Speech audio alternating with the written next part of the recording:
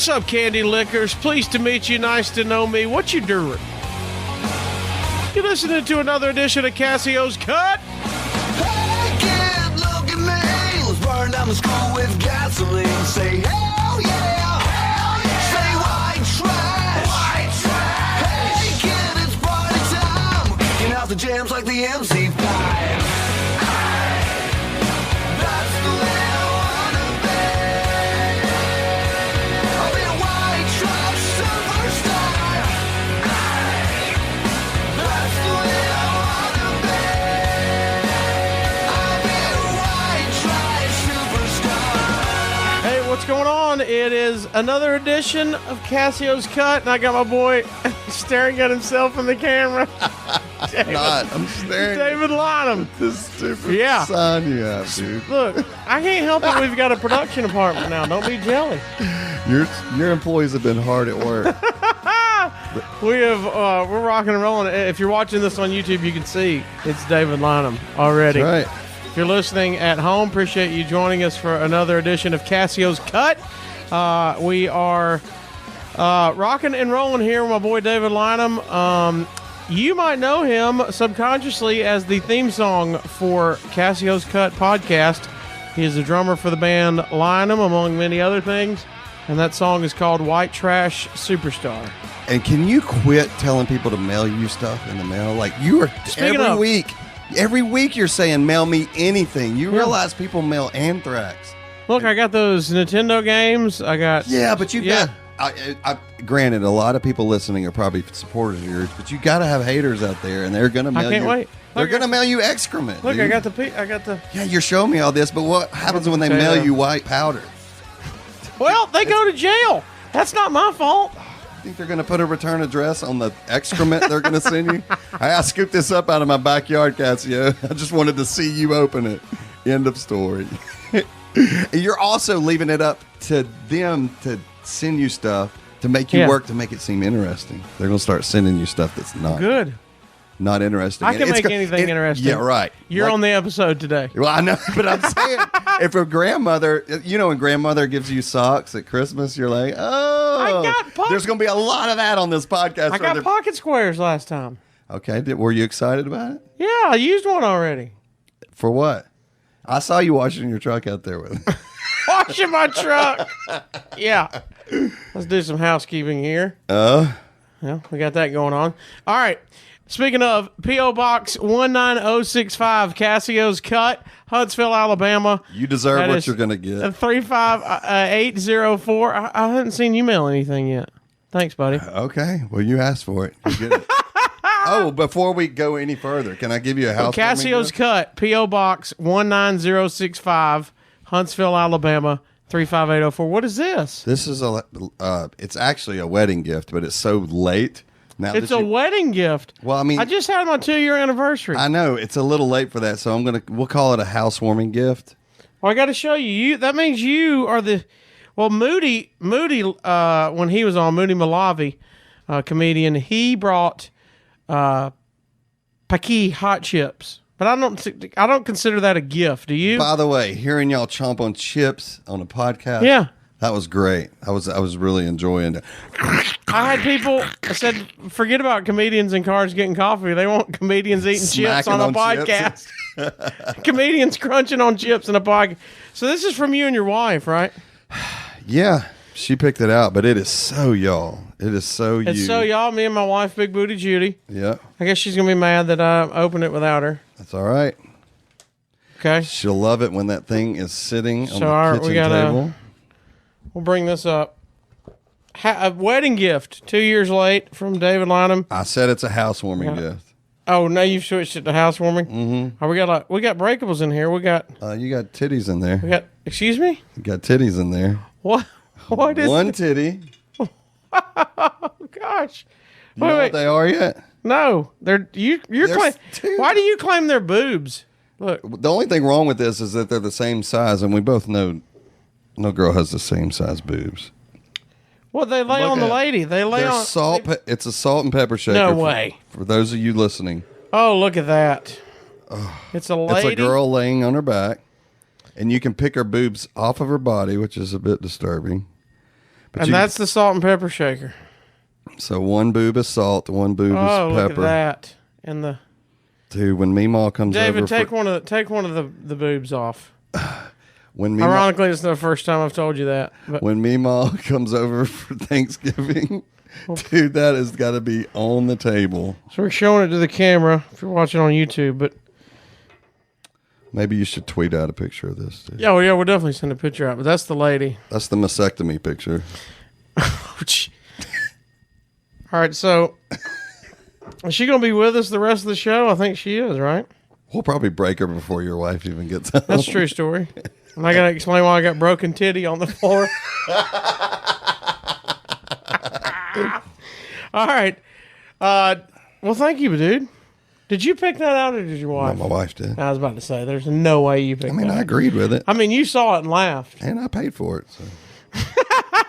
I don't even want to get into what it costs to get those. Look at her. I kind of like it. It kind of goes with the sign. Mm-hmm. We got the David Lynam production sign. And now we got the lady. Look at that. They go together.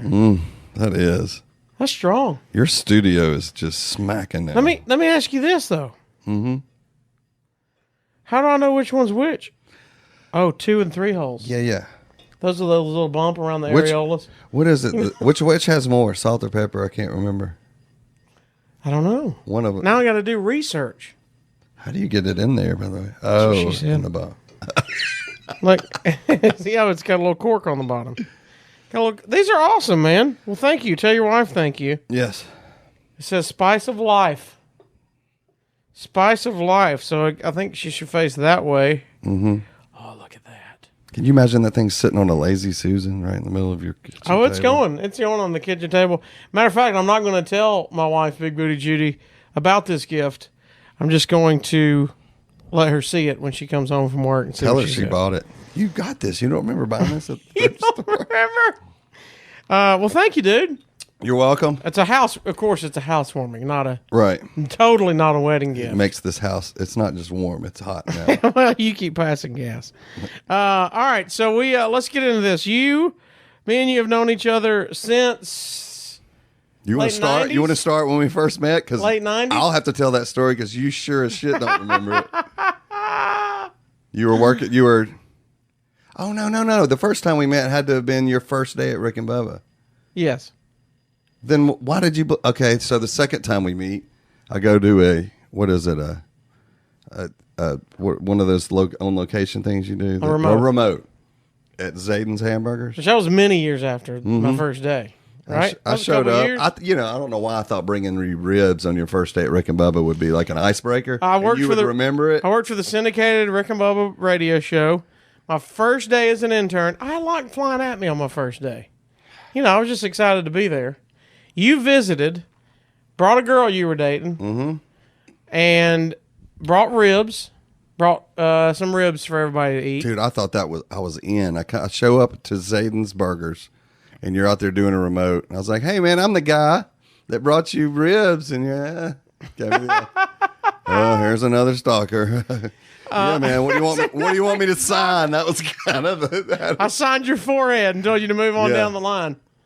So you came to the remote. Yeah. You came to there. Still hardly remembered it. Yeah, I don't know what. A few years down the road, we meet again. Right. You kept telling me to come see your band. Oh, I remember this distinctly. Oh, no, I forgot about this. So we like hung out a couple times, like mutual friends. We went to downtown Birmingham, met a couple times, and you kept going, come see my band, come see my band. And I finally go to this restaurant y'all were playing at, and when I walk in, there's this guy that's, butchering, I think Creed, I believe. Oh, or yeah. 3 Doors Down. Oh, we let a fan up to sing a song. Well, I didn't know. But you didn't know. I walk in, and there's this guy murdering a song, 3 Doors Down, and he gets off, and y'all jokingly said whatever his name was, and said his last name was Lynam. Yeah. Oh, and so you're even more convinced. I thought, well, that was the lead singer. Hello. I wanted to turn around and leave before you saw me, and you made eye contact, and you were going, stay, from the drum set. You're like, no, stay. And so you're like, we're going to take a break. And you come running up to me. You're like, hey, he's not our lead singer.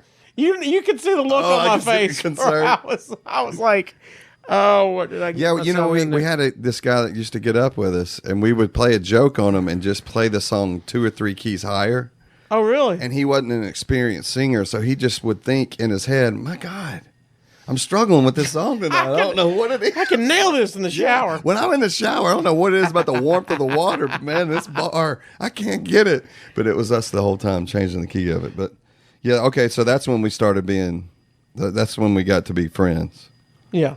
Dude, and then quickly from there, we both started gaining popularity, where we called it what? Untouchable status. Untouchable status. Now, before we would go to clubs in Birmingham, we pay full cover everywhere we went. Then we started being successful and making good money. You're in the band Lynam, and you guys start gigging a lot, traveling, gigging a lot, and like every band that starts, you start gigging everywhere around the city you're from. Mm-hmm. So now you're getting a ton of gigs in town, private events, the whole deal.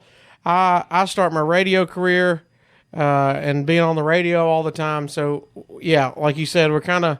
Do you remember playing that game of who would get recognized the most? Yeah. We would go out somewhere. We go to lunch. And then somebody was like, oh, I'm a big fan of yours, Casio. And then you look at me and be like, that's one. That's one, buddy. Whoever had the most had got their lunch paid for at the end. So... And then we knew there was game to play. We knew there was locations where we could go. I know. I would always try and persuade him. Let's go out in Birmingham. You're like, no, let's go Gadsden. Said, no, let's go out in Birmingham. I'm really. You're like, I know a couple restaurants where I'll be just undefeated. So we're doing, yeah, no.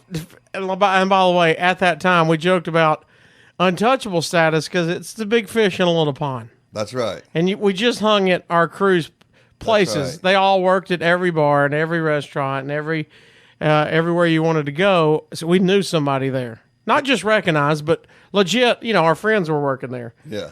And you're playing in half the bars, so you're knowing all the people that work there. So we start hanging out more. And you were DJing at that time, weren't you? Yeah, I did the radio and then I DJ'd. Yeah, I meant like DJing in the club. I remember. Yeah. I remember coming to see you at Tiki Bob's. Tiki Bob's, Birmingham. Dude, I remember the song that was big was "To the Window, to the Wall." You go, hey man, I've played this 4 times before you got here. Watch this. He goes, it had to have been 20 minutes ago. Boom, you hit it. The whole crowd goes crazy. He goes, they can't get enough, man. They can't get enough. You'd have thought you produced the song. You're like, they just can't get enough of this song. The two songs that I remember in the club was 50 Cent in the club and From the Window to the Wall. You could ping pong them every 20 minutes, dude. When 50 Cent in the club came out, we jokingly said, people would just come up and go, I can't play it, man. I've already played it once. And they just start begging. I'll give you $5. I'll give you $10. I'll buy you a shot. You're like, well, I mean, if you're going to give me $10 and buy me a shot, and they're like, oh, is that it? Yeah, done. And like 30 seconds later, somebody goes, hey, man, you going to play 50 Cent? I just can't, guys. I'll tell you the going rate for it. I'll give you that. I mean, last time it was 10 in a shot. Might be $12.50 for you. But yeah, that was when we were rocking and rolling. And then you guys started gigging more, and I moved out to Los Angeles. Yeah, I remember you getting a Lino and wearing one of our shirts. I thought that was huge. So the band Lynam, you guys do White Trash Superstar, the theme song for the podcast. Yeah. Which was originally a song called White Trash Christmas that we made for... Was Christmas first? Yeah, we That's made amazing. it. We made it for a benefit around. album for Kid One Transport, and they shelved the album. It never got released, so we go, we don't want to waste this song, so let's just make it something else. We still play it every Christmas on the Rocket. Do you? But I thought Superstar, I couldn't remember. I thought Superstar came out first, and then you made a Christmas version. No. So you've got, you guys are gigging, and from there, Lynam has, you still gig together, still got gigs, but doing separate things as well over the years. I don't know where you want to start. I don't know. I told you horrible on timeline. Well, I told you to get stories together, so we'll bounce around. We'll do whatever. Yeah. I mean, you and all the dude. I remember some of the. Let's preface this by don't forget that me and you were married. I know. I remember doing a show back then, and you being like, "Hey, man, after the show, we got to go by the Nick and see my cousin real quick, man. He's going to play a show." And I was like, "Oh, come on, man. We have to go down to the Nick. That's not a good place for an after party." You're like, "Man, I told him we'd come. We go down there and see your cousin Yellow Wolf." And there's 20 people in there? At best, yeah. Dude, he murdered. I was like, here's when you know somebody's a performer. I had when I got into stand-up comedy, a guy named Mickey Dean, who you know, of course, got me into stand-up comedy, and he had to tell me after a show one time, and you know, it's the same thing for a band, and it's what Yellow Wolf did that night. It does. You will gain more fans for those 20 if you perform like there's 500. Yeah. If there's 500 and you do your thing, you might get lost in the shuffle. People's having parties, might not be paying attention. Yeah. Hey, you're kind of almost a sideshow sometimes. Yeah.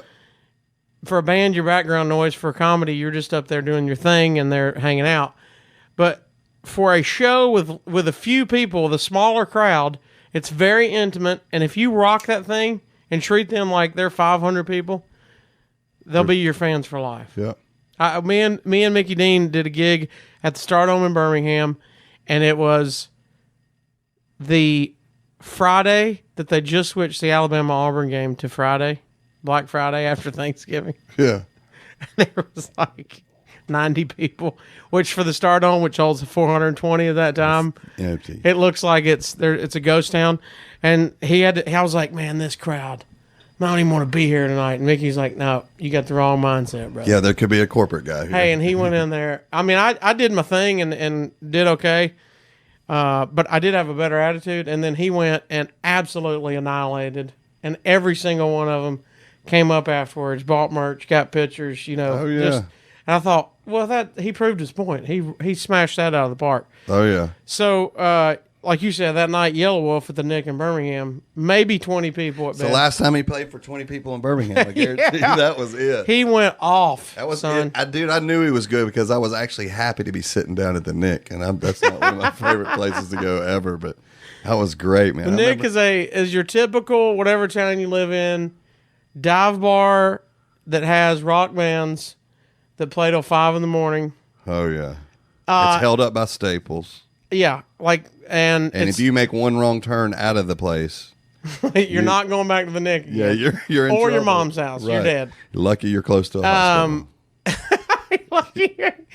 That was one of my favorite lines about the Nick ever. What? Is Kings of Leon. Do you remember that?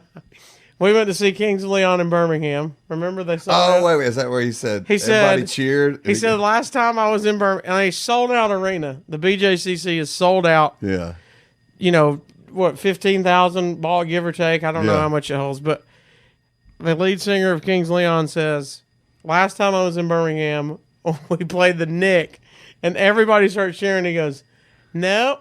None of y'all were there. shut up! None of y'all were there." He's like, there was 5 of them, and I know all 5. I remember what they and looked none of like. them's here. That's right. So, I've heard more than one. I've heard Zach Brown say that too. He used to play Dave's Pub every week on Tuesday before he got big, and everybody cheered when he said Dave's Pub. He goes, "Nah, y'all shut up. Y'all were not there." I mean, that's the beauty of those bars is you go, and then later you're like, I saw that guy. Playing for nobody. Yeah, I mean, that's the beauty. That's why those towns need, every town needs that bar. But, yeah, that was pretty great. So you saw Yellow Wolf at the Nick. That was fantastic. He ripped it to shreds. Yeah, he did. I don't know where you want to go. You said you made a list, so I'm down to free flow here. Dude, I was just thinking. I want to this- get to a couple things, but I'm going to let you kind of free flow. Stop. I mean, look, we had some crazy times back in the day, but you and our friend DJ Led and Broy just have the best stories. We had a bunch of people in the mix back I then. can remember them walking into the studio, which is where I met my wife. But he walked It's in a there bar one day, called The Studio. and DJ Led he's got a stack of posters, man, and he's just as hard as he can. He's writing and then flipping it over, Like writing, full-size poster. flipping it over, and Broy's like, "Man, what the hell are you doing?" He goes, "I'm setting us up to look at tits tonight." And he goes, "What?" He goes, "Yeah, I'm going to hook you up, man. You're going to be glad I did this." And he's just signing them, and he looks You're down. going to be glad I did this. He looks down at Dale Earnhardt posters, and I mean, it's a stack of 100 of them, and he's signing a fake signature and putting "keep your foot on the gas." like that's something that Earnhardt Sr. would ever say, dude. This was way before Ricky Bobby, but that is a And Ricky this is Bobby line. before You know what I mean? Yeah, this is before he died, obviously. Yeah. And dude, he was as serious as a heart attack, writing "keep your foot Heart on the attack. gas." Dude, we got a picture. Here's his heart attack. What? He said, "Here's this heart attack writing." Did you call Adele a heart attack? No. He's hard at writing. I thought you said, "Here's this heart attack." No, he is just writing. I want to call somebody a heart attack now. From now on. From now on. So he writes all these posters and he fake signs them, okay? And sure enough, the club opens and he announces that he's got them and come limited edition autograph Dale Earnhardt. Come see Throw me at up the your number booth. threes. Come see me at the booth if you want one. And of course, just girls line up because they know they're, Well, the dudes came and he didn't do anything. Oh, no. He's like, "We ain't got him. We're out. We're out. Girls come up. He's oh, my daddy loves Dale Earnhardt. He loves Dale Earnhardt. He loves it. He's going to be, and he goes, well, let's see him. And they'd show him and he'd go, look, here it is, but you got to go back in the back and you got to show Broy. All right, don't forget to show Broy. And Broy said he was back there DJing, and he'd see a girl come around the corner with the rolled up poster in her hand. You would know, man. It's time. Hey, get ready. Yeah, he's like, all right, let's get ready. He's about to get a sight. He's like, you know what you got to do. Dude, so the funniest part of that story, though. Keep your foot on the gas. Yeah, that gets me, the keep your foot on the gas, but also the fact that they went home and gave it to their dad, and there is no telling. There's probably 100 dads that have that picture like framed on the wall like you do back here. And it's every time somebody comes over, like, oh, damn, I didn't know you had it. Yeah, my daughter got it for me one night. Is that not amazing? Has no idea. No idea what his daughter did to get that. But anyway, That is awesome. That's not a band story. Keep your foot on the gas, people. Yeah. Then we Did you get approval by Led and Broy? Nope, you should have. All right. Oh, nobody's listening, are they? Nah, nobody's listening. We got to start getting some advertisers on this show, dude. Well, You're getting good down. I just looked at your numbers. It's time to start. well, let's do it. Hey, if y'all are out there wanting to advertise on a podcast, boy, this one is, the numbers are shooting up every week. This is the way you go right here. And they're going to plummet after me. But Look. that said, look, See where this naked lady salt and pepper shaker is? Your merch could be there. that's right. You know? We could have been talking about it right there. And the little sign that says David Lynam right there, that's I could say that an advertiser's name. I really could. All right, so we're going to bounce around. We got a ton of stuff to get to. Yeah, by the way, I'm bad on timelines. Like you do such a good job with other stand-up comedians doing timelines, but Not you. Boy, I'm terrible about it. Like I'm sitting here trying to think. Wait, what are you getting? Your notes? Yeah, I wrote down some stuff. Oh, dude, what? I haven't told you the Make-A-Wish yet. No. Somebody's thinking right now, how in the hell are you going to make something about a Make-A-Wish kit? I was about to say, you went all over the board here. Look, back in, I don't know if it's probably MySpace. We had a mother reach out to us and be like, listen, you're my son's favorite band. And we were touring we were playing Johnson City, Tennessee with Hinder that night. And she was like, one of his dying wishes is to meet y'all. And How about that? Oh, dude, we were That's like, gigantic. whatever we got to do. And it was drive an hour away. So we sound checked early and we drove all the way to the hospital. And we get up there and the mother's like, I'm not there, but he's in there. Go see him. And so. You're his favorite band. He's clearly got some health issues. I didn't even ask her what the health issues were. We just made it happen. So You just know he's in the hospital. So we find him in the hospital. We walk in there. Okay. We start talking to him. And it takes us about 2.5, 3 minutes. And we notice this kid has no idea who we are as a band. God, you grabbed your head. I thought you were going to say no hair. No. I got really worried. I thought, what are we doing? He has no idea who we are. What? Do you Well, you're his favorite band. She's lied to us. And at that time, all this is racing through my head is, she's got a kid. She wants to do anything for her kid. Maybe that's what it is. So Jacob lives in this kind of uncomfortableness. Loves it. Jacob's the lead singer of He Lynam. loves it. He could sit there forever in this really uncomfortable situation and just eat it up. So Jacob goes, who do you think we are, by the way? And the kid's like, Kill Switch Engage. And by the way, at that time, Kill Switch Engage had a black lead singer. Gosh.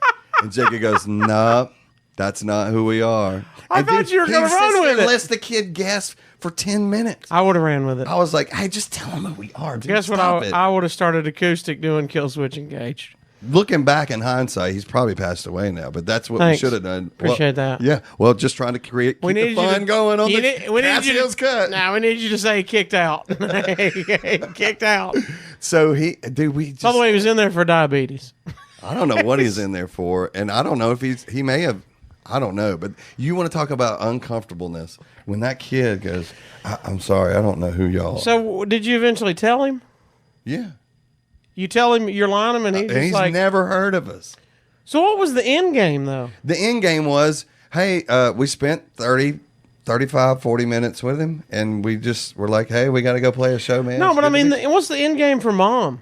Why? That's what I never reached back out to her. I wanted to be like, hey, what are you doing, dude? Was Dad there? No, nobody was there. We just walked into Wait, you mean nobody was? No family member was there? No family member was there. I feel like y'all broke a law there. First of all, y'all I need think guidance. security probably should be a little tighter. Right. Because, dude, we're dressed up looking like we look. Looking like we look. Hey, you look like daggum kill switch engage. Yeah, nobody says a word to the cross-dressing looking guys walking through all through the hospital, right in through a door where they didn't say, are you related? Hey, that kid may be dying, and we need to check. You got your guy liner on and spiky hair. Yeah, you know how jewelry. I'm about to say, we all look like that. We walked in there looking like a struck match, and that nobody said a word to us. Dude, so we left there. We left there, and I'm telling you, I didn't have the heart to reach back out to the mom, but it just drove me crazy. Dude, you need to find your login for MySpace. For MySpace. Yes. Which is impossible. Why? You don't change your passwords. Yeah, it is. Not there anymore. Is it 100%. Really? Yeah. Somebody go to MySpace and leave a comment on David's. What was your name? Lynam sucks. I don't know. I don't remember. But it kills me to know what in the hell she was thinking, dude. I thought maybe Dad was going to be there, and like that was really her surprise for the dad. But when you said nobody was there, I don't know the end game. All I can guess is like whoever his favorite band was, that she didn't think she could get them. So you wanted the best. They were already booked, so you got Lynam. So you got us, dude. He was not excited. Like maybe he might not even been a fan of music. I couldn't tell by the look on his face. He gave us 0. He wasn't like, well, thanks anyway. I like meeting the band. You know, none of that. No, he was kind of ticked. Oh, I just wanted to crawl in my shoes. Was there any fun moments? It was like Daddy slapped Mommy at the dinner table. It was so uncomfortable, dude. Why escalate? Dude, it was so bad. So we just left and went and played the show. I was like, well, this would be a great story one day. So as you're doing your other things, one of your other many things was you ended up at one point, you guys are involved with the band Adler. Let's go there for a second. Oh, yeah. So Stephen Adler. Janie Lane, when he passed away, the singer Warrant, Jacob. He was a big Lynam fan. Yeah. Jacob somehow gets lined up with Stephen Adler, and Stephen listens to our music. Stephen Adler, former drummer of Guns N' Roses. Right. And Stephen's like, you want me to do my impression? I didn't know you had it. Oh, dude, it's solid. I'm not trying to like. This is your podcast. Suck myself off, but my Stephen is pretty solid. We're on YouTube. I'm glad. Well, go. He goes, I got you getting into character because he's got that, Greta Van Susteren thing. The Greta Van Susteren. You know what I'm talking about? With it? What? I'm not going to do the impression. Why? I don't know. Have you ever done it in front of him? No. All right, so we should say. Okay, so Jacob gets the job. He's a singer now of the band Adler. He's like, man, I've always done Adler's Appetite, which is just playing GNR songs. I want to do an original album. Okay. So he gets Jacob and him and Jeff Pilson from Dokken that now plays with Foreigner. They get together and write an album, and Jacob's like, hey, man, this is no big deal. I'm going to do this. I'm going to take you with me. So I'm going to take Mark with me. Whoever wants to go with me. We're not going to be Mark, the bass player of Lynam. Yeah. He goes, we're going to go out on tour with him, and y'all can tech. And just so everybody has employment for the summer. And we would go, I was going to tour manage and set up Be the drum tech. stuff. Yeah. Which was a big job. It's a lot to do with him. So we should say Adler was no longer with Guns N' Roses because?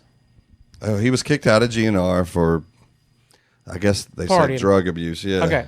So Tricky. Which is funny. I was about to from say, Guns N' Roses, if they're but- kicking you out for partying, you've brought it, son. Yeah. So he well documented. He was in and out of rehab. He was on, I believe, Celebrity Rehab for VH1. And by this time, when we started this project, he was Hollywood sober. Like he was. Wasn't that right after Celebrity Rehab? Yeah. Which he told us was On complete, VH1? complete bull BS. Really? You go Shocker to- of the century. Yeah, you go to real rehab, and then they film this show afterward and make it look. Oh, like really? it. Yeah, it was all BS. All right, so he's on Celebrity Rehab. Now he's, so like you said, he's Hollywood sober. Yeah, he smokes weed all day, and like when he flies, he has to take some Xanax or something. I did an interview with Jake the Snake Roberts, and he was telling us one time how sober he was. But in Hollywood, and he was like, well, no, he was like, guys, I've never been this more sober, Ma. I'm sober. We're like, oh, that's cool. And he goes, yeah, I mean, they only let me have like 2 or 3 beers a day. I'm like, oh yeah, okay, well, that's not sober, but I appreciate you playing the game. So we knew for him that was good. So for Steven Adler, yeah, we knew we had read the books. We knew how likely this was that it could go tits up quick. So now you're overseas. You're in Asia, right? No. Look, before we even leave to go on tour, there's this talk amongst the band that, hey, if Steven falls off the rails and like disappears in a third world country, You're just going to cancel the tour. We're not going to cancel this tour. And I was like, well, what are you going to do if y'all are kidding yourselves if you think people are there to see y'all. Right. Probably. The name is Adler. Oh, they said, well, you're going to have a wig. You're going to have a wig on standby, and we'll get soft lighting on you, but you're going to play as Steven. And I was like, I can tell you guys, that ain't happening. I'm not getting up on stage in a wig and pretending to be somebody else, because that could be catastrophically bad when you're in South America. I need this, dude. David. And there's a riot. They figure out that you're not Steven. Now, you told me you said I don't know what to do. They have me practicing Adler songs, and they're going to do the lights down low, and I'm going to wear a big curly wig. If he doesn't show up, and all signs point towards he could really fall off the rails in some of these. And I told you then, I need it to happen. I am rooting for you. Just one And night. I'm rooting for you to get busted as well. by the I was crowd. rooting for Adler just to have an off night. Maybe he got tonsillitis. Just one night off the wagon. Maybe he had tennis elbow. It wasn't even drug related. I just needed him to miss a gig. Okay? I needed him to miss a gig, and that you would have to fill in with your wig in low lighting, and somebody would call you out, because that wasn't the year. That wasn't the age of TMZ like we're in now, but Yeah. that was a very TMZ story. Dude, I can tell you, at the time, he would bring weed with him, and he would Easy. He would shove it in his ass Oh, God. to fly places. And when we would touch down, we'd be like, man, we're in a new city. We're in Japan, or we're in Canada, or we're in South America. Let's go see the city for a little bit. He's like, guys, Guys, I'm just going to take it back to the room if you don't mind. I really don't feel like doing a bunch of walking. and he's walking, and you can tell it's like he's got a popsicle stick up his ass. He's keistered some. And then they would tell me later, hey, he's walking like that because he's got his weed for the trip. So he had to check into the hotel and just chill until everything passed. Oh, yeah. And there's like no smoking in the hotel, and he is just chain smoking. They're like, sir, you can't do that. He was like, what does it cost? And they're like, that's a $500 fine every day. He goes, here, leave me alone. The whole hall on where he stayed smelled like weed and cigarettes. It was crazy. But it's so funny. It's so funny to be around somebody like that just doesn't care, like, and doesn't have to care, because people were like so happy that when we would stop in the airport, when we touched down in Japan, there were people holding, of course, GNR CDs, but Lynam CDs too for Jacob to sign. Just because they knew the background. They'd studied They the had background. done all their homework, dude. And Jacob pointed at me in the picture and was like, there it is. And they're like, oh, you oh. They had me sign it, and it was crazy. I've never gone to. It was in South America when we arrived at the airport. There was a crowd of probably 500 people at the airport. At the airport? Yeah, it was like Beatles, dude. Down South America is the best place for musicians to play rock and roll. They They are insane rabid. UK's big fans. Not A lot of bands go on European tours because Yeah, but I'm they telling appreciate you, South good rock America. and roll. Have you watched like the AC/DC? They'll shows? jam in Brazil, dude. Yeah, that's what I'm talking about. Yeah, they Down would there, jam, yeah. Peru, Brazil. Oh, another thing that happened on our trip down to South America is the promoter had us bought several different shows. He bought all the shows, but he flew us every day to the next show. And this airline was having a maiden voyage. It was their first time this airline had gone from this city to that city. So on the plane, they were filming a commercial for it because they're going to get a little promo video. Yeah, they're going to do a promo video, and they have a mariachi band on the plane too, which we were like, wow, this is crazy. We're on the maiden voyage, and they're going to film a commercial with us in the air with them, and they're like, oh, that's great. I don't know why, but you keep saying maiden voyage, and it sounds like you guys are on the Nina Pinta in Santa Maria. Yeah. Like Christopher Columbus. We get to, so we get up at cruising altitude, and the second they announce we're at cruising altitude, the mariachi band fires up.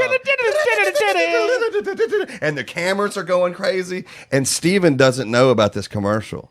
So Steven stands up, and you know where you put your hands together like this? You're like... He's like, thanks, guys. We're really happy. He's like announcing, we're really happy to be here. You don't have to do this. This is really not. I tugged on this. I said, hey, Steven, this ain't for you, buddy. They're doing a commercial for the airline. He thought it was a bunch of fans going nuts on the plane. Dude, so many things like that happen. God, I don't know what he had to take to get on that plane, but he was pretty incapacitated. Nervous?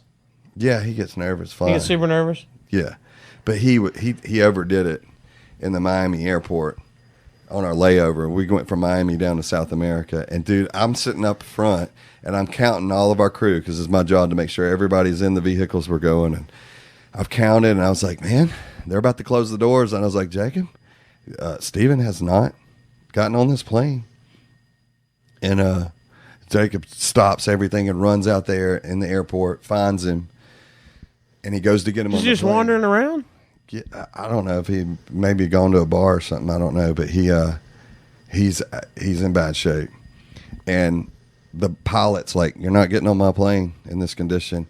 And Jacob starts lying to the pilot going, listen, this guy, he's got a medical condition. And the pilot's like, I know who this guy is. Yeah, we know his medical condition. I've listened to a radio before. I know who this guy is. And they get him on the, I don't know how. How? They just sweet talked him, Yeah, he sweet talked him. He said it's just a medical condition. He's just nervous about flying. And so he got on the plane, and like 4 hours go by, and Steven stands up and goes, guys. And this is like, it's one of those red eyes. You're on the plane. Yeah, everybody's sleeping. He just stands up, guys. When are we gonna hit Miami? Jesus, this is taking forever. Dude, we went through Miami 4 hours ago, dude. What are you talking about? Sit down, people are sleeping, man. You're killing me. Guys. It was funny.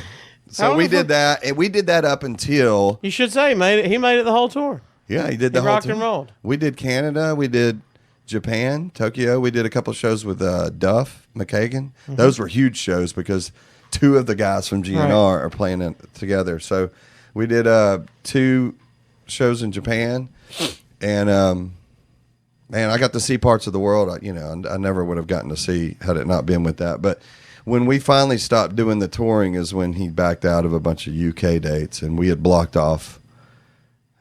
It was just last minute. He was like, man, I don't want to go do these dates. And we were like, but they're next week, dude. We got to do. He's like, yeah. Just cancel them all. I'm not doing them. And we were like, it screwed us so bad. He just faded on enthusiasm about it? Yeah, he just worn out from the road? He didn't want to go do a month of dates, a month and a half of dates in the UK. And we had already, canceled all our Lynam shows. And we were like, man, we can't afford to do that ever again because it screwed us so bad. Like, it's no big deal to him. He doesn't need money. Right. But he just rescheduled them for later, I guess. But at that point, we were like, yeah. Jacob's like, I canceled too many writing sessions. I said, we canceled too many gigs. It's just not worth it on the chance he may do that. So was your summer with Steven Adler? It was supposed to. Dude, everything big we ever were going to have we once had a summer tour booked with Cinderella and Warrant, and it was all arenas across the country. And 2 weeks before we had already ordered a shit ton of merch. We had a whole trailer full of merch because we were planning on moving it, Jack. At those shows, we hustle and we move merch. 2 weeks before it, Tom Kiefer blows out his vocal cord, and they have to cancel the whole tour. Oh, And then a year or two later, Janie died, and it was like, oh, that was such a kick in the jeez, dick Louise. to us, dude. It killed us. We're a small band, but It took us forever to move that merch because we had to just move them at our shows. We went from like 15,000 people at a show to, our 200 to 600 Right. people that we were playing for around the Southeast. So it took forever to unload that merch. speaking of touring the world with you guys, no, I'm not talking about when we went to took the bus all over the beach and you pulled the hose out of the shitter in the parking lot of the club and the tour bus and slung sewage everywhere. Do you remember that? I mean, it was my job. So all the mistakes made on sewage were on me. By the way, you just got on to me and Moody for chewing chips and you're crunching ice into the microphone. But I'm gonna warn you. No. Thanks. I appreciate you telling me that. I'm not the radio legend podcast mogul that you are. I'm sorry. Well, look, I wasn't gonna bring it up, but you were bitching about me, and we did you're a right. I'm glad you segment did. crunching. I'm dead. People at home are going, "What is the random crunching?" That's me. Guys. YouTube I'm saw sorry. you, but I know. I needed to explain it for the podcast. So speaking of touring the world, we go on a cruise together, Shipwrecked. Oh yeah. So luckily you had a spot in your cabin. Dude, I was like Blackstone Cherries on this cruise. You're going to be in heaven. This man. Vince Neil, Yeah. just solo. Was It was called Motley Crue. was Cinderella there? No, it was Shipwrecked. Cinderella might have been there. I don't know. I don't remember the lineup.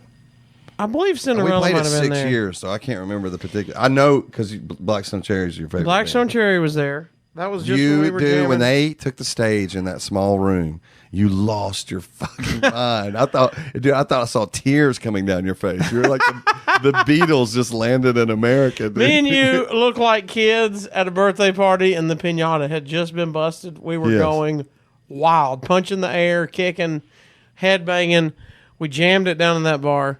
They melted our face off, and a lot of drinking on that trip, man. Well, we got. Here's the deal. Music cruises, people have drink tickets, and they handle the musicians like crazy. And so, well, then one night it rained, and we got stuck on the boat, and so I ventured over to the casino, and at the casino bar, I ended up meeting Johnny Damon, the baseball player who was a free agent at the time, and then I don't remember that. he was friends with LeJean from Seven Dust. Oh yeah, I do remember that. Never mind. You remember LeJean? It's like puzzles, man. If you give me another piece, I'm like, oh, it does fit with that piece. Yeah. So you kept trying to find me, and for hours we stayed in the casino, and I'm talking about hours because they were just like, we can't port. We're just going to go ahead and drive to the next city, so you have plenty of time there. And so we just spent hours at the casino, and you would come in and check on me, and like you were like every time I came to check on you, another more rounds of Johnny Walker were getting bought. Yeah. We were crushing the Johnny Walker, and so we were rowdy and partying, and we end up, calling it a night. And the next day, you were like, "Dude, you were going hard last night." I'm like, "Well, there's not many times you get to party with Johnny Damon and LeJean." So I was tearing it up, and so you were like, "Yeah, but at the end, LeJean's wife." He was like, kept blowing him up and was looking for him. I don't think he was supposed to be out that late. So about that time, we're on the elevator going down to the breakfast buffet, and the elevator door opens on another floor, and here comes Jean and his wife, and they get on. It's like quiet. They're like, "Hey guys, what's going on?" And me, I'm like, "Hey buddy," I'm coming in hot. And he goes, "Yeah, this is Casio, the guy that I was drinking with me and Johnny last night." And she goes, "Oh.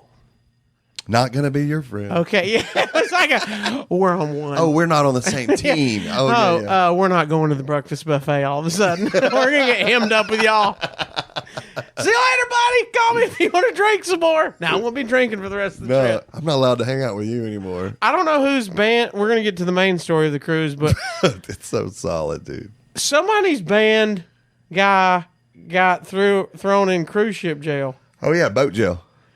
Do you For remember the throwing- band? We don't have to call them out. I don't know if you remember who. I don't remember who it was. Somebody's band, didn't he like throw chairs off the balcony? He sure did. He threw chairs, plates. Like He stuff was- out of the room. He was on a rampage. I walked past it as he was doing it.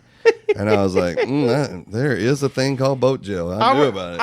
I forget who it was because I remember they were supposed to gig and it was like their show got canceled because he's in boat jail. That same cruise, a singer of one of the band's wife walked in on him with somebody in the cabin. And Let's don't get stories mixed up. That was not me and Seven Dust. No. That wasn't you and Seven Dust. But You got your fingers out. that was a singer of one of the bands. But let me tell you what happened. Dude, after the argument, there was blood and feces all over the wall. So I don't know What do you how. mean? In their hotel room? Yes, an argument ensued because she walked in on her husband, who's the singer of a band, with another woman in the room, in the cabin, and it ended terribly with feces and blood all over the cabin. Yeah. At what point are you arguing with your wife where you're like, oh, I'm about to shit my hand and start getting real with it? Why do you think it was him? I don't know. Maybe See, I it was immediately her. went her.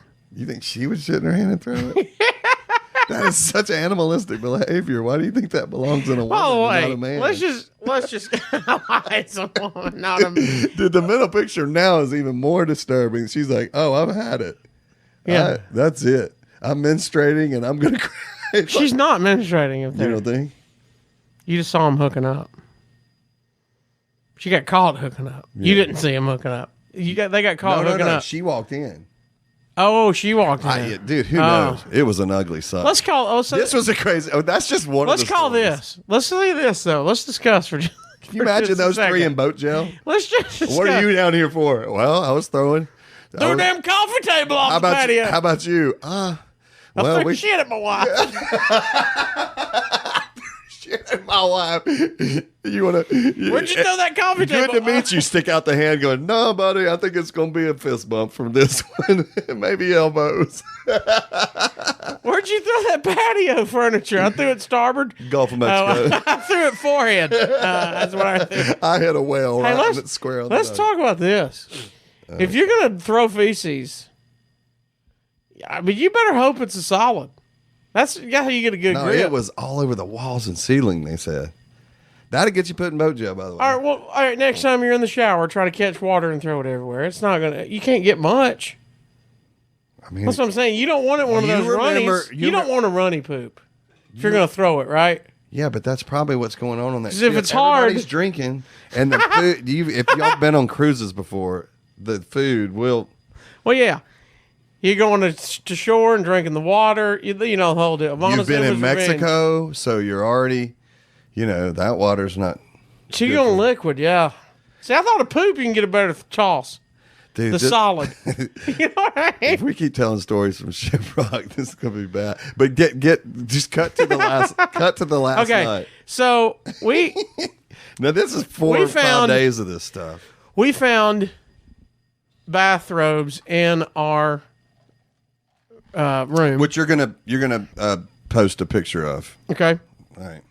we got pictures of us in the robes. We went. That full was the photo- raining day. We went full photo shoot the day we got on the boat. Right. with This the is road. what happens. Yeah, Yeah. you had lights that y'all put up for your gig. Yeah. we put- There were sirens. Like yeah, the police police light.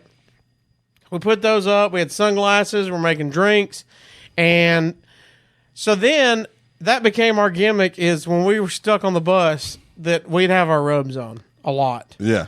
and so I would walk around the ship in the robe. Sometimes, like if we were running somewhere. I'm not going to the dinner buffet in my robe, but every now and then Yeah. we just pop it on. So my running joke that week on the Shiprocked cruise was that people would come up to me and say something and say hey to me and introduce themselves, and I go, "Oh, look, guys, I get it. I know what you're saying. I know what you're thinking. I know what you're thinking. Right. That guy looks just like Vince Neil, And dude, only skinnier." Dude, the reason this joke is crushing is because Vince Neil has been such a cocksucker to people on He's that. on the cruise. He tried to take a picture and he you are would a throw a guy- bird up in front of his I don't face. care how many albums of Motley Crue you bought. If you're a guy, Nah, he he didn't is care. giving you alt, buddy. Now, Nothing. if you're blonde, you're in. Yeah, you're in. By the way, he only had to play one night, so unlike he was eat up with his time being consumed with concerts. Yeah. He played the final night of the cruise. So we've doing this whole cruise. He stayed up in the up deck. Didn't mingle at all. All the rest of the bands, that's the beauty of this cruise, were hanging You're out contracted to hang in the out. pool and be friends with everybody. So he's not doing anything. He's got everywhere he This goes. is the last night, so this joke Everywhere he goes, dude. he's got 2 blondes with him. I've crushed it all week on the cruise. Everybody that said something, I would say I look just like Vince Neil, only skinnier, and and it would murder. So now we're on the last night. And you, dude, by the way, Somebody has smuggled bottles of alcohol onto the cruise because you know their alcohol is expensive on the cruise. So not us. I mean, not. they not caught us. years later. They caught that loophole, and you can't do it anymore. But So it ends up that now you think, oh, we're going to drink it. We'll drink all this tomorrow. We'll break this out tomorrow. Well, it never happens, and now we got extra bottles. So now nobody's got a gig. The next day is literally we land back in Miami, and we're flying home. So everybody's in party mode. I'll never forget. It was right when some company came out with alcohol-infused whipped cream, and it was like chocolate, and they had like a strawberry. they were doing promos of it everywhere. And so they have too much bottles left over. So now these girls have confiscated it, and they're just walking around, and they're literally just squirting it in their mouth. They're just doing... But they didn't realize that the more they squirted, that it was starting to stain their It their looked like mouth. they had been on a porno shoot. Like it. So they got the vanilla whipped cream, and they walk up looking like they've been making out with Frosty the Snowman. They're grinning with like with whipped cream going all Chocolate. over They look their like shirt. they look like Augustus Gloop from Willy Wonka, like he's been eating all the chocolate. like their teeth had melted out of their mouth. They look like they all stumbled out of a Willy Wonka porno parody. You know what I mean? It's an everlasting gobstopper. Yeah. So so that's going around. We're holding bottles of liquor, Jaeger, the whole deal. So now we're really laying it on the Vince Neil. Yeah. We're laying the Vince Neil because it's my last shot. Look, if you hadn't heard my go-to joke for the week, I got one night to shoot it on you. Yeah. I got one night. Hey, Frank hadn't heard it. Go tell him. Shot. Okay. So I don't know where you got the balls to go up to his band because you saw Y'all them did. on the deck, and they're not. I said, we knew that they're not close because we could see they're not hanging out one time on the ship together, except when they're on stage. right. And then, so this last night, they're at 2 separate tables. The whole band, their wives. Mm-hmm. So there's like 6, 8 people here at this one table eating a beautiful dinner while we're partying at the bar, you know, right across the deck from them. And Vince is like 2 tables over in the corner. He set up the red velvet rope like somebody's can't get through that. Yeah. On a shipwreck cruise. So he's sitting in the corner. Y'all start feeding me courage. Bet you won't. Bet you won't go tell Vince Neil's band. I gotta be a free cabin on this cruise. You need to go earn it right now. I need you to get over there. So we have some more liquid courage, and I head over. I say, go run it past the band, see what they think. Yeah, and I ain't seen them hanging out once. I think they're just employees, and they're just, dude. I think if in my head, that was actually low-key. that's where it was going to end. They're the ones that said they're Right. the ones that said. But yeah, that's what I'm saying. Y'all go. You were going. I bet you won't go do it to his band. yeah, that's So, that's it. I stumble up in a bathrobe. Okay, I got the you. mental picture. I got you in tow in a bathrobe. Okay, you're shadowing me, giggling just because you know what's happening. I know. I interrupt this big dinner. They got candlelight. Now they're out on the pool deck, but still, it's a nice white tablecloth dinner. You know, everybody's got glasses of wine and stuff, and I come bebopping up. Hey guys, what's up, man? They're like, they got okay. like, Yeah. another one. Here's our Hey. 500th one of these Hey interactions. man, great show, man. You guys killed it out.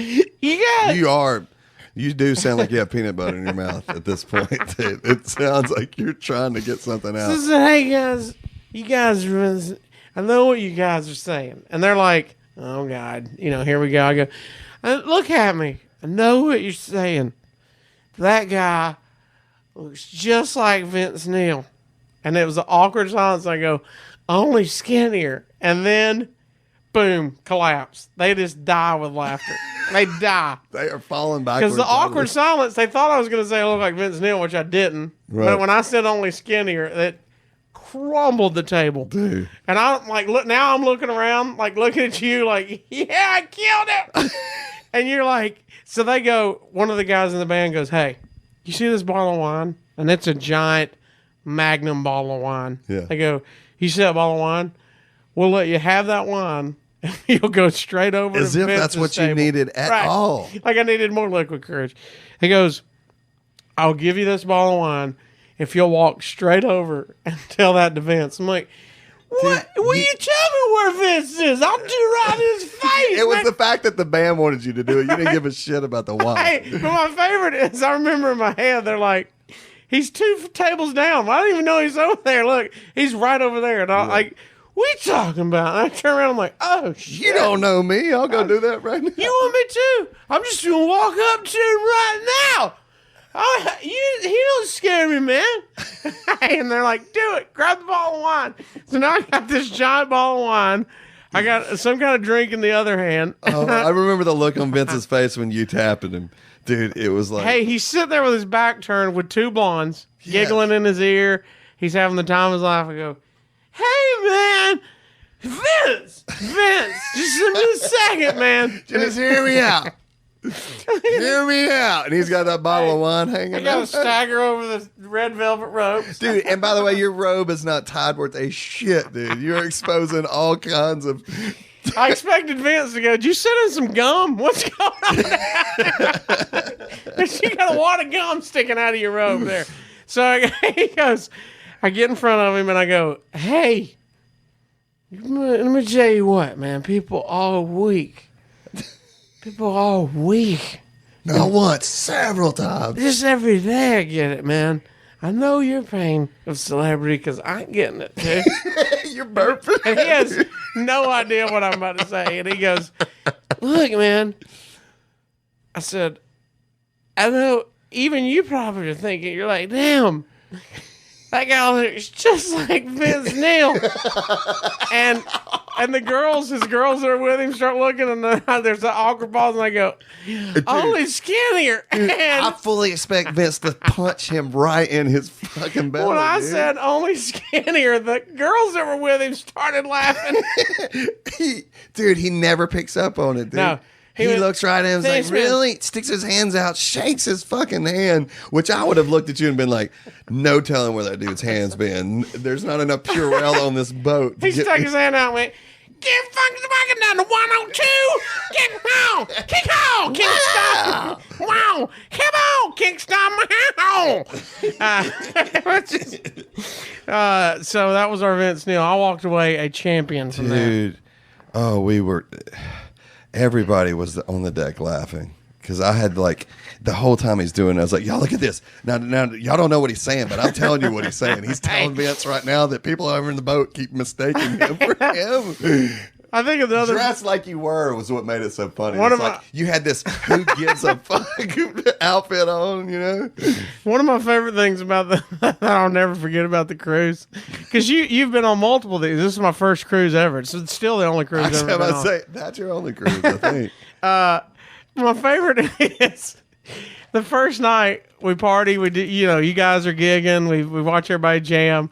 We go back to our cabin. Me and you split the cabin, and you go.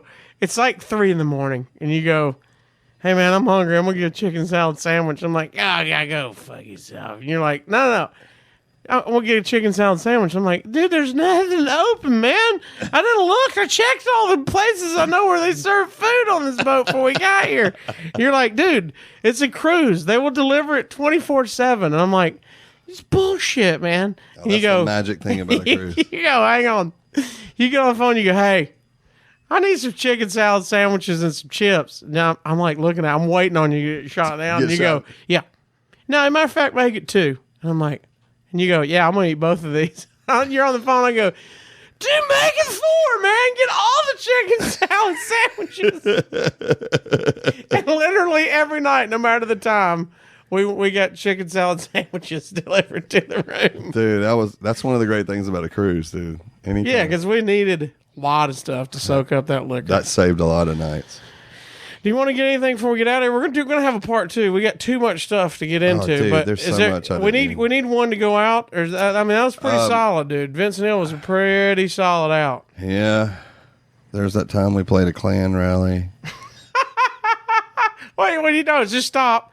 Just stop. I got a short story, and then you're stopping on Clan Rally. All right? No, it's really quick. I got a quick funny story too. Okay. I want to tell mine, and then you tell yours. Fire. Or maybe should I tell mine? Tell your clan. Go your clan. No, we played a gig, and they said it was a chili cook-off contest in Selma, Alabama. Dude, we show up to this place, and it is David Allen Coe Black Album being blared. There are rebel flags everywhere. And y'all didn't know that going in. You Had no idea. We're gigging a chili cook-off. Yeah, we were hired and paid before we even left the house, so we show up, and dude, it is one of the craziest things. I'm thinking, oh, this is a Klan rally or a white supremacist, some kind of organization like that. They weren't in robes, but there was clearly the writing on the uniform. wall. Right. Everything else was there.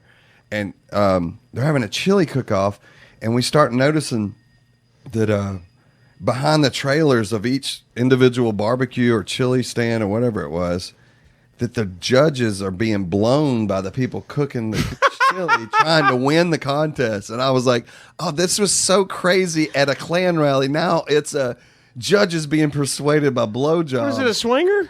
No, it was a Just literal. They wanted votes that bad. For some reason, they wanted to win so bad, they're like sending each person from their camp over to blow one of the judges. If that chili cook-off is still there, Are y'all hungry? y'all need some judges? And now we're going to hear from an advertisement from a restaurant here in town called. No, what? So I would have immediately acted like I was a judge. No, that's such a good call. I would have put some glasses on. Guys, I'm here to judge your chili. Yeah, no, Go ahead and get that jaw loose. there was about as many teeth as a jack-o'-lantern in that whole Okay. place. Okay. Okay, what am I giving you reasons for the blowjobs? I'm waiting on the Trying to negatives. line up the negatives. Sure. Clan Rally racists get together is really a hard sell. We had to but get the rest out of it there. sounded amazing. We had to get out of there. Did y'all gig?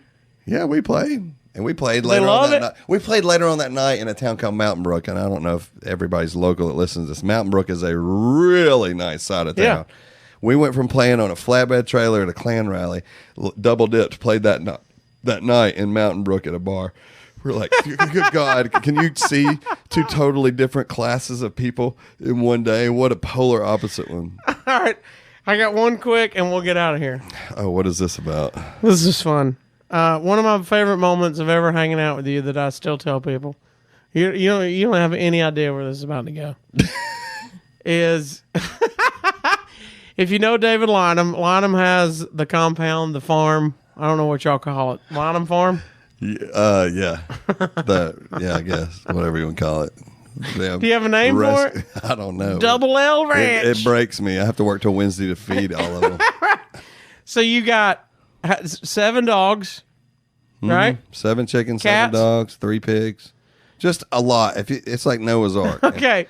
We So got my a few of favorite everything. is And they're all pets. We're not eating any of this. All right, by the way. We're feeding it and not eating any of it. well. Look at if you're watching on YouTube, one of us is a vegetarian and one of us is not. Yeah. The in shape guy Right. ain't eating that meat anymore. I'm not in. All right. So, well, in this YouTube video, you are outstanding shape. Hank the Pitbull is chiming in. Relative statement. Listen, so we happen to be These setups are tough, aren't they? you've got a pig. At the time you had a goat. And we're sitting on your back deck and you're like, "Hey man, just want to let you know we're tethering the goat right now. Oh, weathering it. Weathering." Yeah. And I'm like, Tethering. what's weathering? And you're like, I had just learned myself. you put a rubber band, you put a band, a rope, whatever, around the balls. of the goat. This is basically, And it takes 6 weeks. this is how they're fixed. Instead of going in and getting spayed or neutered. It's such happenstance that it happened on this day. because No, it was amazing. It had been going on. It had been clipped. I mean, Right. it had been the rubber band. You're like, we have no idea when it's going to fall. It's just clipped, and when it eventually just rots off. And I'm like, this ain't how you do this. Go like the dog and get spayed or neutered. You're like, it's not how they do it in the goat world, man. You're like, this is how we do This goats. is the humane way. You don't just slice it off. Right. You tie a rope around it, till it You rots cut- off. You cut the blood to it, and it's slowly and not as painful. Right. Now, it's hard to imagine as a sure. guy that ain't painful. I was about to Let me say, tie those up right now, Casio. Let See me how quick. get one of your wife's hair ties and go ahead and pinch that around you boys. See how not painful it is. I don't think we've polled goats for this yet. Well, yeah, no. Yeah, because every time we take a poll of the goat and you ask him the answer, it's Yeah. So you go, look, we don't know when it's going to happen. It can happen any day now. And then he'll be ready to go. And I'm like, I just don't believe you. I'm like, what are we talking about? So the goat's right in front of us, in front of the pool. I mean, not and he 5 goes, seconds after I told you about it. and there his balls dropped. They fall on the ground, They dude. fall His on ball the bag, his ground. apple bag hits the ground right in front of As us. he makes his loud And goat dude, noise. I'm telling you, you immediately went, "What the?" And then- he's screaming. As my brain's trying to process Yeah, the what just wildest thing happened? happened, his pig clearly comes out of nowhere and eats the balls, Dude, right? you barely even get a It glimpse at it hitting the ground. It didn't even get warm on the ground. And the pig's like, "Yes, think I will." Eats So it. imagine this goat Do standing you there and scream goes- like, "No!" and his balls hit the ground, and my brain's like, oh my God. I know. I can see your head exploding. You go, "No, You're excited. We're supposed to get it back out of its mouth, right?" I And was like, the "No, pig- sir, we the don't." pig just kept like an acorn, just kept walking. Sucked It's it like- up, dude. And I'm like, no, he ate his balls. It was the wildest moment forgot on the about farm. that. And you were giddy. You were like, yeah, finally. That's just nature. And Yeah, I'm I didn't have to clean it up. we had goat's balls rot off in front of us, and a pig That ate was it. our dinner, damn it. Pig ate it. Like if you would have said, how can we make the chaos of a goat's balls rotting off right in front of you even more chaotic? I go, there ain't a way. And you Aren't go, animals how about I just amazing? throw a pig in to eat it? And I'm like, well, yeah, I mean, you're just talking make-believe now. Aren't animals it amazing? That pig must have known they were about to fall. You think he smelled Do you them? think he was like, No. dude, I've been telling everybody, I think a pig would eat a pork sandwich if he handed I it could to him. take my socks off and my pit bull walks by and pig. You think he's about to take him socks off? No, I don't know. I just feel like he had to. You think he knew it? It was so quick. It was like one fluid motion. He almost caught it in his mouth before it hit the ground, you know? It just, He can't just yeah. and just ate it, Just scoop. sucked it up, and I go, "Where is it?" That's fast. Where is it? You went, "No, I don't think he even- No, we can, no. I remember you going, "No, that did not just happen." Like you thought we were supposed to stop it. Yeah. Reach in there and get his mouth. I was like, "No, Yes. sir, no, like- sir, it's nature." You get something out in my dog's mouth. Yeah. Yeah, finger scoop like a kid. Spit it out. Spit it out. I was like, get in there. You're like, no. I remember you going and telling Lauren about it. I remember Lauren was like, "No, what?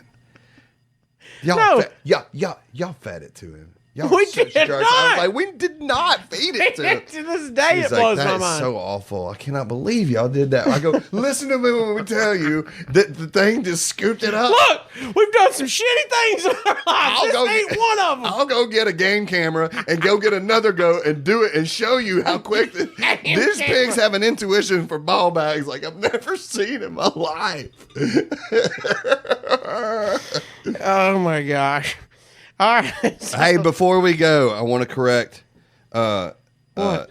Cole Kubelik on here. Cole Kubelik. Or as I was- like to call him, Cold Shower Kubelik. Okay, so he a previous guest here on Casio's Cut. If you haven't listened, he's the episode that started the Little Debbie talk. So Dude, we he's have the- all the Little Debbie talks.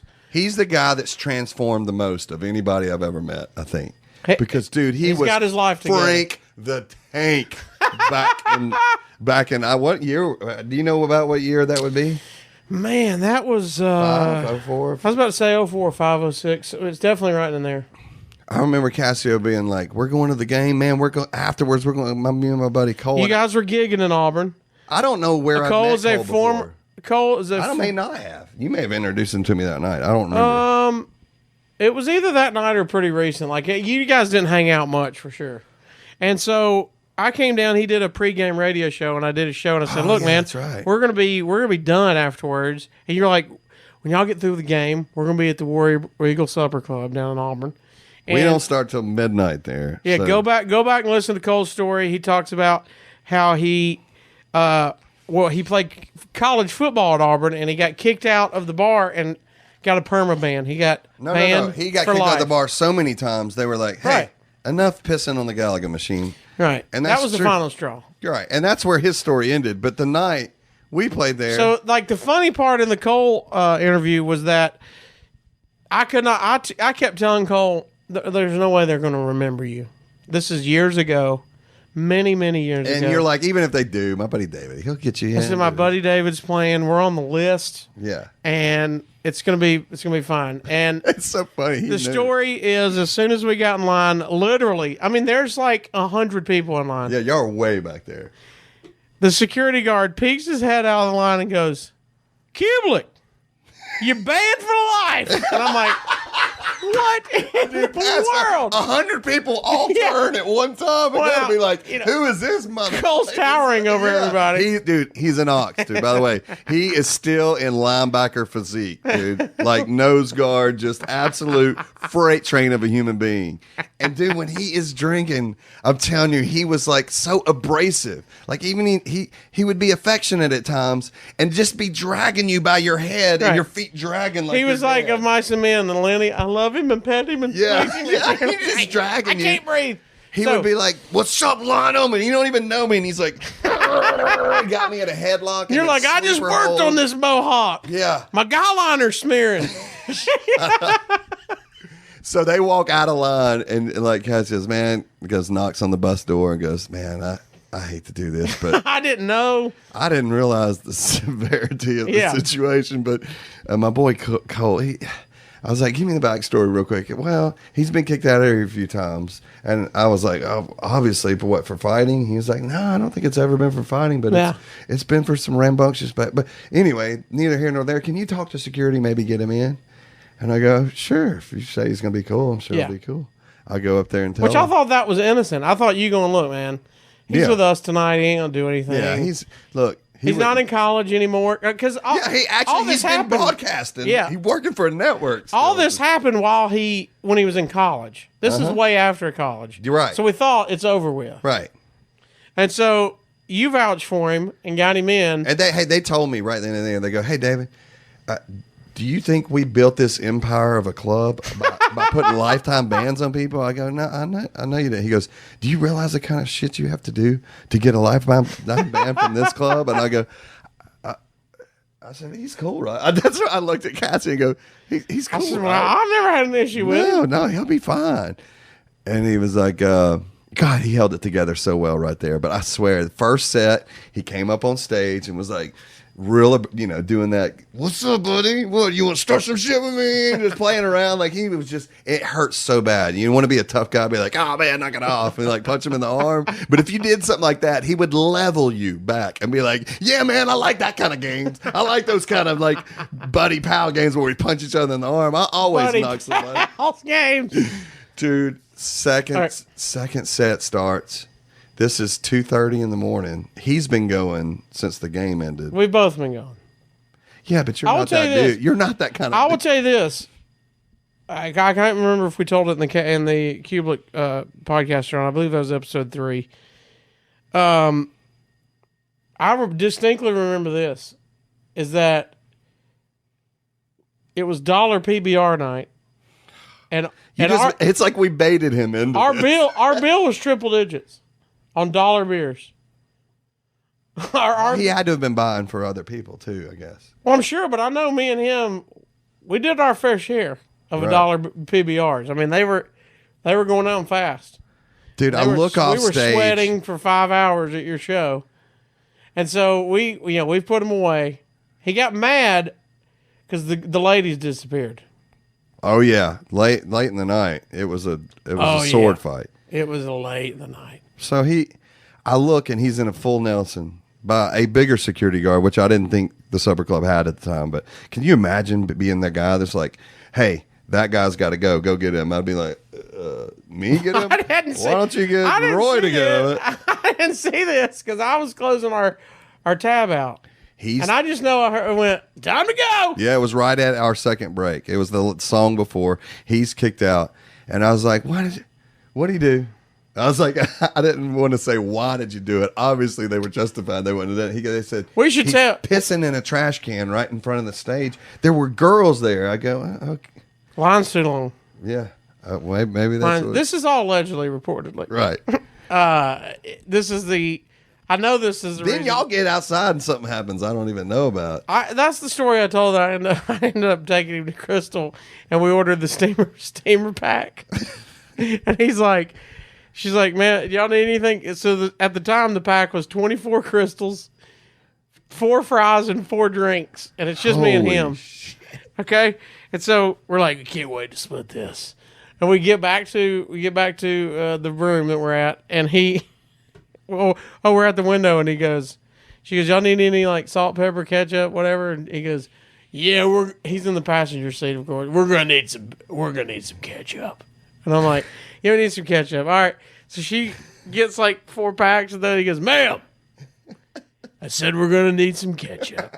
And so she goes, okay, honey. So she gets like a handful and drops it in, and he goes, look, are you gonna give us ketchup or not?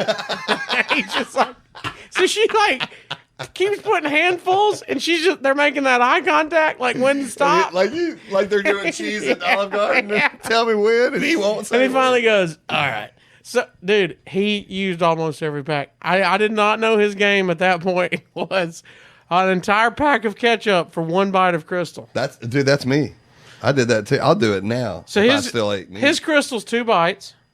So it's pack of ketchup, half the Crystal, pack of ketchup. That's what I half did. the I Crystal. squirt the ketchup in my mouth and then take the bite. I know God, it's gross. That's so gross. I know. So he went through all of them. We killed that too, by the way. We killed 20 Crystals is the same thing as White Castle, wherever you at. Tiny steam burgers. Yeah, so 4 fries and 24 Crystals. Oh, I just about screamed when I heard Cole telling that story. I was like, "Oh no, you're messing it up, buddy. You're messing it up." I got you another chance, and you. We're gonna do one before we get through with. We're gonna do one quick question. I'm not gonna do Little Debbie's to you because you're kind of in shape these days. I mean, I can still, yeah. I wouldn't kick any of them out of bed. 3 albums on a deserted island. Oh yeah. Wayne, Music on Plastic. Really? Yeah. Okay, first of all, If you don't know Birmingham that, band- if you don't, they're broken up and absolutely great album. just one of the best. It's one of those, if you lived in the Birmingham, Alabama area, it was That's one of not those why I like it. If they were from Seattle, I would say that. No, I'm saying, but Yeah, at the time in Birmingham, that was that CD. It was a CD at the time that it kept getting stolen. You would have to replace your Wayne CD. Yeah. I knew that was big in your pocket, but I didn't know it was a Deserted Island album. It's number 1 of all time. Okay. Second's probably Melancholy, Infinite Sadness, Smashing Pumpkins. Really? And then third is, Melancholy. Yeah, it's something about the time period. I think all music is great in every era, but everybody's always like, have you noticed how old people are like, they don't make it like they used to. Oh, Glenn Miller was lit. Is shit. Music today ain't shit. You're just not 17 years old drinking and partying and getting laid to it, making memories. Right. Yeah, it's speaking to you more. Right. All right, so you got, by the way, you 0 for 2 on, I don't know what I thought you had, but that was never would have been the guess. How about three's gonna blow you away? Is Bob Marley Legend, the greatest hits. Okay. I just love I didn't know you were a Bob Marley guy. I've bought it over the years probably 6 times and lost it. Well, it's a great album. Yeah. All those are great albums. By the way, I wouldn't have got close. And I'd give you these albums, and in a month I'd be like on that island going, damn nation, why didn't I fucking grab Journey? God almighty, Journey greatest hits. Have you lost your line? I love you. You wasn't worried about any grief that you're going to get on social media. No, it's like tattoo regret. I love how you put yourself on. A month in on the island, I'm going to want another one. Yeah, I know you are. I know, but you made this decision. Though I think your first priority is going to be getting off the island. Yeah. I love you. I should have brought another album. Jamming, listening to music. I should have brought another. Get your priorities straight. Castaway. Get the fuck off that island. Look, I'm just not going to work on that raft because I don't have any music to jam to. I should have brought another album, guys. I was almost done building it, and this album ran out. This Bob Marley music is way too ironic sitting on the beach, deserted. All right, so we got you down. Tell everybody how they can find you on social media. David K. Lynam, Lynam. David K. Lynam on Instagram. That's right. Not on Snapchat. Yeah, Dave O. Lynam. I'm saying it's not David K. No, Lynam. it's not. None of the Facebook. Just Instagram, and you don't do the Twitter hardly. All right, no, I'm not on there. I'm on it, but I'm What is it, just in case? Dave O. Lynam. So Dave O. Lynam, DAVOLYNAM on Snapchat. It may and be Twitter. David Lynam. Oh, here we go. Dude, I just don't. Consolidate. I can dude. only remember one social at a time. I'm gonna make you call to Conrad Thompson and do debt consolidation because you need to get your username consolidated, dude. What are you doing? It's 2019. I don't know. Why people come up to you and ask you remember meeting me? And you go, no. I want to say that to people. I want to go, no, I don't remember passwords to my own social media handles. Why in the hell would I remember That's why you should consolidate them all to the same. That way you can know all of them. And then if somebody picks into one that got my whole life. Why didn't say keep the password? Just the name. Look at you. Well, they got my everything. I mean, I made my password my I've been social listening to security number. LifeLock commercials, and I'm terrified of this shit.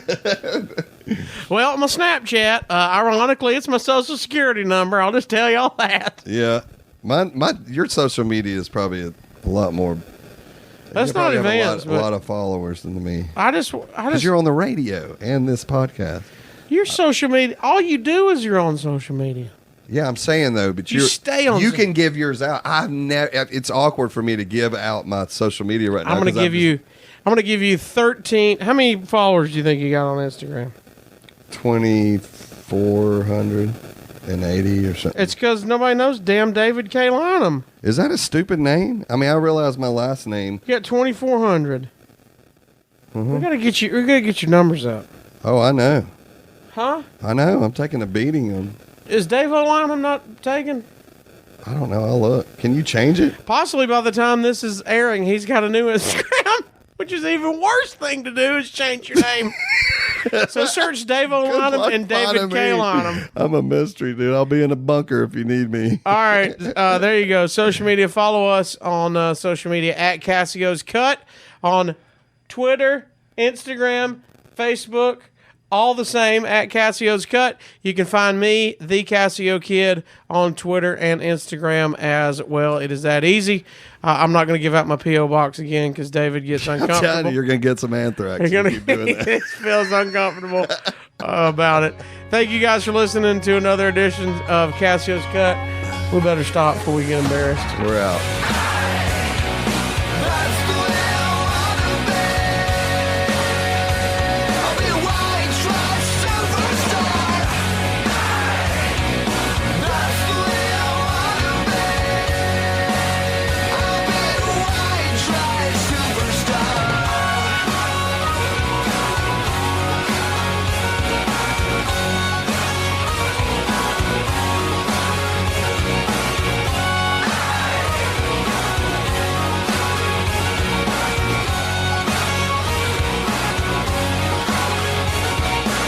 Hey, if you can't get enough Casio, check him out at his real job. Yeah, the one that actually pays the bills. Listen to the Jimbo and Casio Morning Show live 6 to 10 a.m. Central on TheRocket951.com. This one's called Walmart Beauty. I saw you walking with 3 of your kids. You look absolutely beautiful.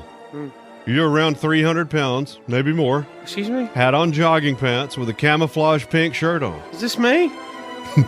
Your hair was up in a messy ponytail, and even though you were missing your front tooth, your big blue eyes made up for it. Hey, good for him. Get on it. Huh? Thick thighs save lives. Huh? Get it, guy. I was not aware. I tell you this, the inside legs of those sweatpants were hot, warm, rubbing together. I can't wear corduroy pants or a brush fire break out. So I know. I know. Yeah, I know. I ain't hating. You know what I mean? Some people think I'm hating. I ain't hating. You know what they say, Jimbo? Her curves aren't a curse. Her body's a blessing. Her thighs are thunder, and her hips are heaven. Listen live online or download the Rocket app for your tablet or smartphone. Just search WRTT Rocket 95.1 in the Apple or Google Play Store.